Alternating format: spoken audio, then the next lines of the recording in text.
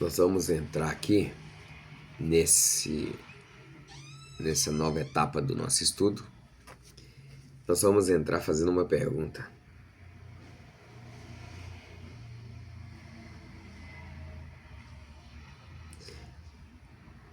E o suicida perde a salvação ou não perde a salvação?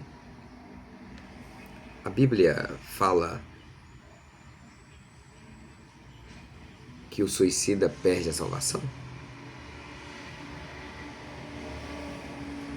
Nós não vamos encontrar na Bíblia falando assim: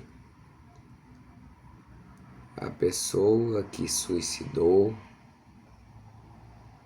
perdeu ou não tem direito ou não será salva. Você não vai encontrar falando na Bíblia que aquele que suicida, ele perdeu a sua salvação. Mas a gente entende que quem destrói o seu próprio corpo, a sua própria vida, que é o templo, que é a morada do Espírito Santo, Deus também destrói essa pessoa. Então, destruir significa demolir, significa dizer que não presta para mais nada, não tem serventia algum para nada. Então, a gente entende que a pessoa que suicida também não tem salvação. Ah, mas parará, parorô, pororô, parará, como que vai explicar isso? Vamos pegar um texto aqui, que é o suicídio, perde a salvação ou não perde a salvação suicida, Deixa eu ilustrar aqui. 1 Coríntios capítulo 3, versículo 11 e 16 e 17. Primeira coisa. Outra coisa também. Na Bíblia você não vai encontrar a palavra trindade, mas você sabe que tem o Pai, o Filho e o Espírito Santo, Tem 3. Então aqui há uma trindade. Então a gente entende que não precisa, ou que nós não precisamos ficar aguardando encontrar na Bíblia a palavra trindade para saber que o Pai é uma trindade, o Pai, o Filho e o Espírito Santo, Então não precisa aparecer a palavra trindade para a gente falar que existe, uma trindade, uma vez que a gente sabe que o Pai, o Filho e o Espírito Santo é 3, então é uma trindade, A mesma coisa que nós não vamos encontrar na Bíblia falando o seguinte: o suicida perde a salvação, mas hermeneuticamente falando e analisando, a gente vê que o suicida perde a sua salvação também.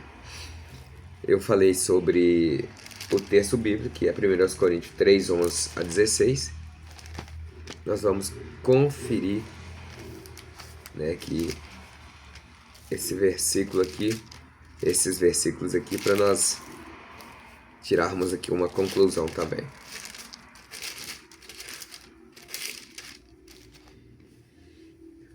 O versículo 11 diz assim, de 1 Coríntios capítulo 3. Porque ninguém pode pôr outro fundamento além do que já está posto, o qual é Jesus Cristo. Tá?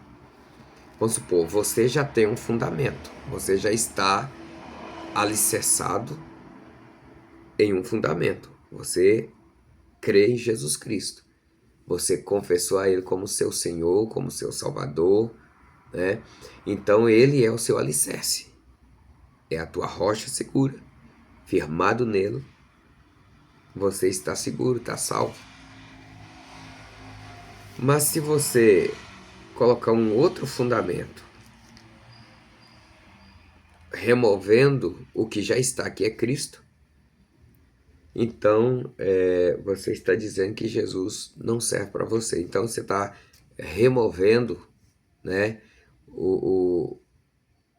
sua rocha, o seu alicerce, e aí você está colocando um outro fundamento, que seja o mundo, que seja o diabo, que seja os prazeres momentâneos da vida, e aí você está indo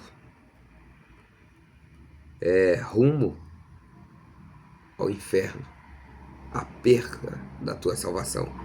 Versículo 16 e 17 diz assim: Não sabeis vós que sois o templo de Deus e que o Espírito de Deus habita em vós? Você não sabe disso, não?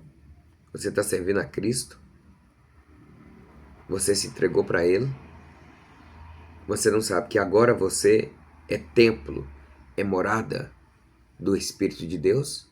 Que o Espírito de Deus habita em você, não? Então você agora é templo, é casa. O seu proprietário chama-se Deus, Espírito Santo.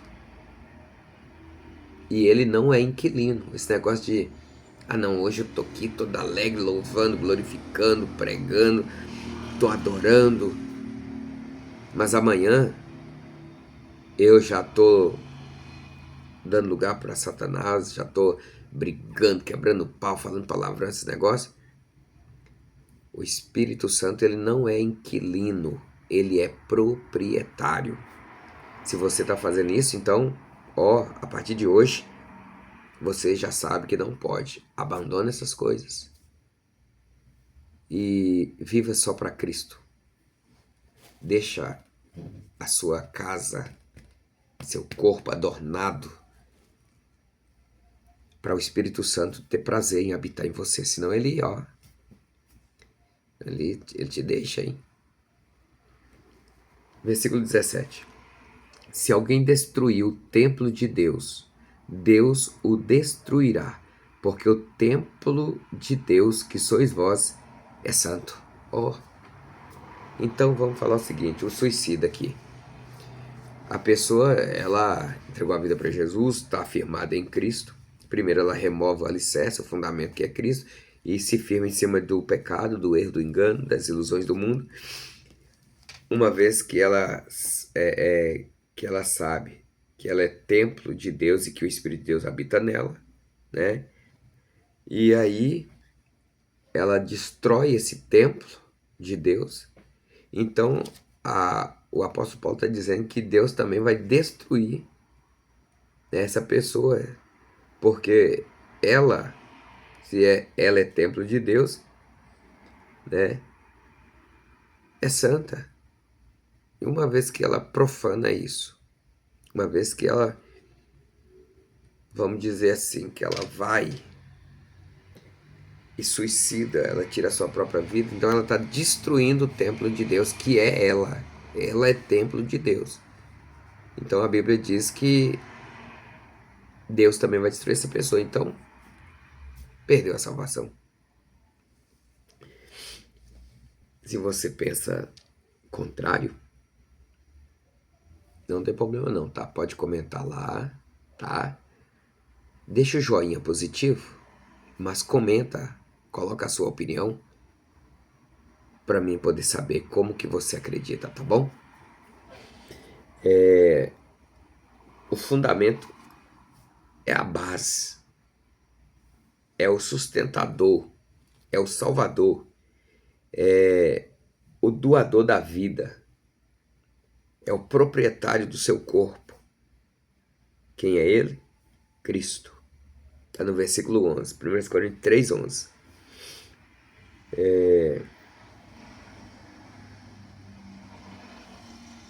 Então está falando que você tem um fundamento e que esse fundamento é Cristo. E se você troca Jesus, a graça de Deus, então você perde a salvação, você está destruindo o templo, a casa do Espírito Santo, que é o seu corpo, que é a sua vida, e então Jesus também te destrói.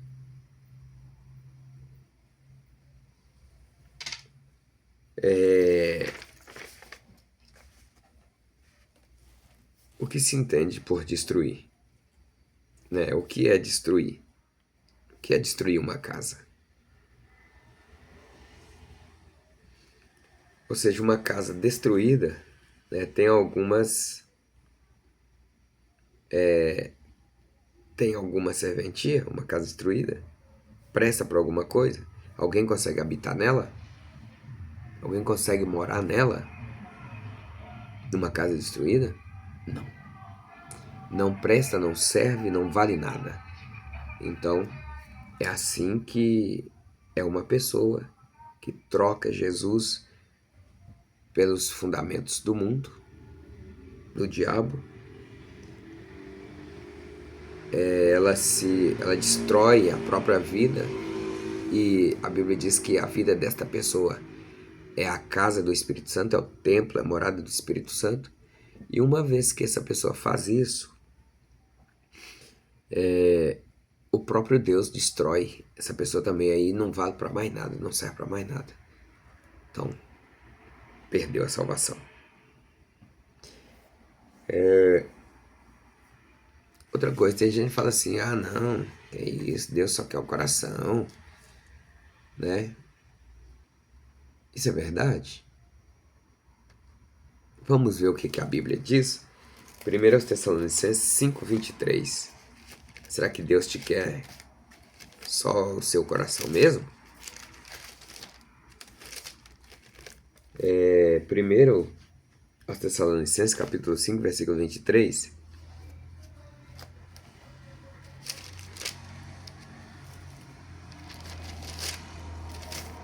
Fala assim para nós: e o mesmo Deus de paz vos santifique em tudo, e todo o vosso espírito e alma e corpo seja plenamente conservados, irrepreensíveis para a vinda de nosso Senhor Jesus Cristo.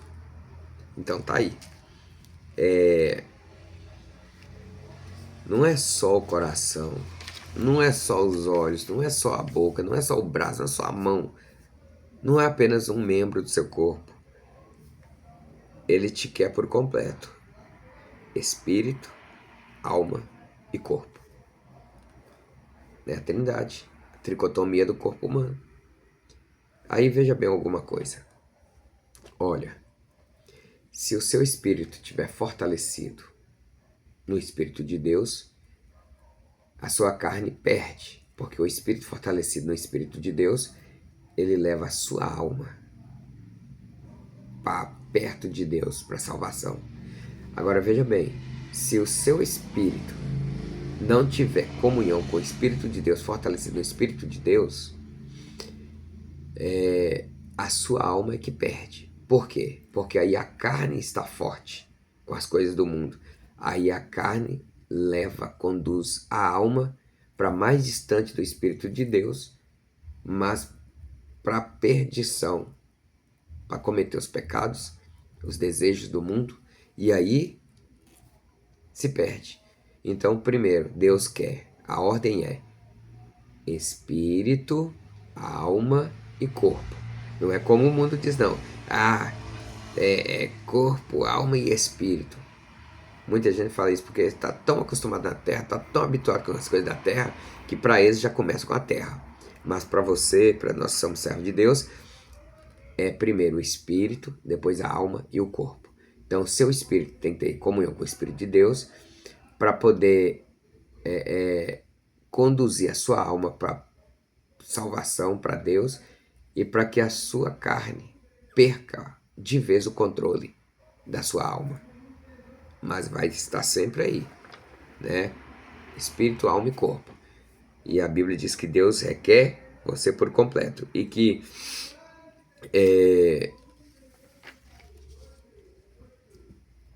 Deus, né, nos santifique em tudo, e todo o vosso espírito, alma e corpo precisa estar plenamente conservados, irrepreensíveis, para que quando Jesus vier, o nosso Senhor Jesus vier, a gente possa encontrar com Ele por completo, tá? Agora vamos lá.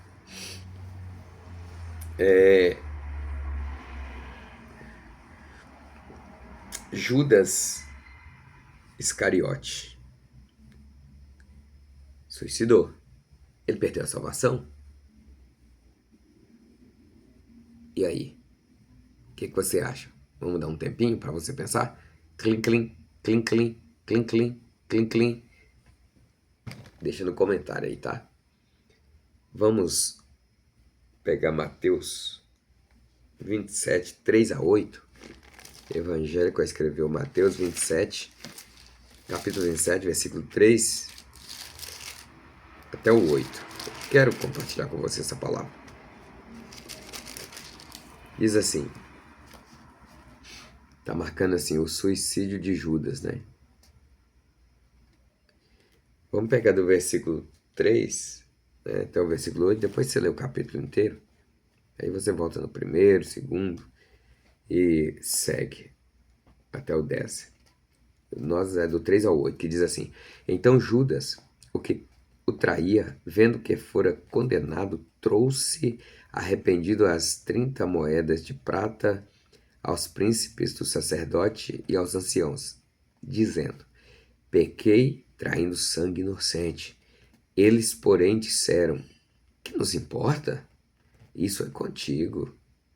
Não temos nada com isso, né? Que eles quis dizer. E ele, atirando para o templo as moedas de prata, retirou-se e foi se enforcar. E os príncipes dos sacerdotes, tomando as moedas de prata, disseram: Não é lícito metê-las no cofre das ofertas, porque são preço de sangue. E, tendo deliberado em conselho, compraram com elas o campo de um oleiro para a sepultura dos estrangeiros. Por isso foi chamado aquele campo até o dia de hoje campo de sangue, né? Então tá aí.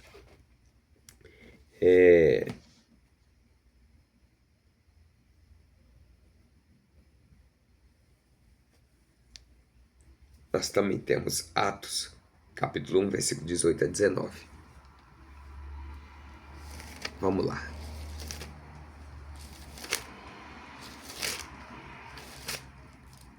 Atos dos Apóstolos, capítulo 1.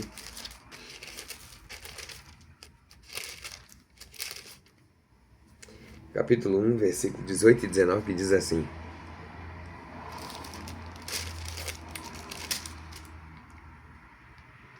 Ora, este adquiriu um campo com o galardão da iniquidade e, precipitando-se, arrebentou pelo meio e todas as suas entranhas se derramaram. E foi notório a todos os que habitam em Jerusalém, de maneira que, na sua própria língua, esse campo se chama Aceldama, isto é, campo de sangue. Então tá aqui, o que nós estamos vendo aqui é que eles adquiriram o campo com o galardão da iniquidade. Ou Judas Iscariote, mesmo após o suicídio, adquiriu, né, um campo com a recompensa da iniquidade. E aí ele se enforcou. Então ele enforcou, morreu, né, no pecado. Então ele não teve a salvação. E aí, quando você suicida, comete muitos erros, fica ali aquele remorso suicida, aí a sua salvação também foi. O suicida, além de perder a salvação, ele também perde o seu lugar no ministério. Porque após Judas